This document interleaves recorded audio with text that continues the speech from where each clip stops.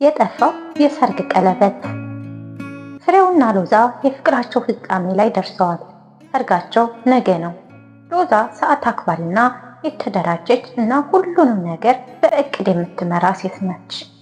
ፍሬው ደግሞ ዘና ያለ የተበታተነ ሀሳብ ያለውና ሁሌም ቀልብ የሚስብ የሚረሳ ሰው ነበር። ሰርጉ ሊካሄድ ከሰዓታት በፊት ሎዛ ነገ የሚለብሱትን አልባሳት በሙሉ እየተቆጣጠረች ሳለ ፍሬው ዘና ብሎ ቡናውን እያፈላ ነበር። ሎዛ በድንገት ጮኸች። ፍሬው የሰርግ ቀለበቶቹ የት አሉ? ፍሬው ኮምፒውተሩ ላይ ተቀምጦ ነበር አለ። አይ አሁን አገኘዋለሁ እያለ ፊቱን አኮማተረ።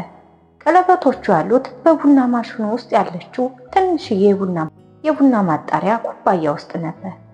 ፍሬው ቀለበቶቹ እንዳይጠፉብኝ በማለት በጊዜው ማስቀመጫ ሲፈልግ እጅግ አስተማማኝ ቦታ ያደረገው እሱ ዘወትር በሚጠቀምበት ቡና ማሽን ውስጥ ነበር።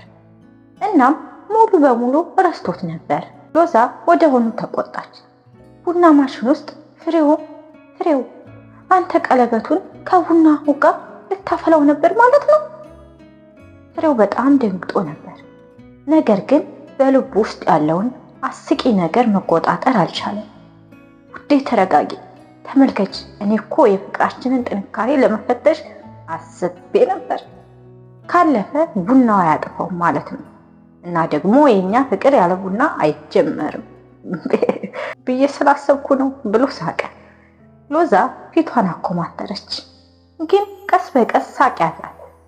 እንዲህ አይነቱ የፍሬው አሳሳችና የዋህነት እንደሚያስቃት ታውቃለች። በመጨረሻም ቀለበቶቹን ከቡና ማሽኑ አውጥተው በሳሙና በደንብ አጠቧቸው።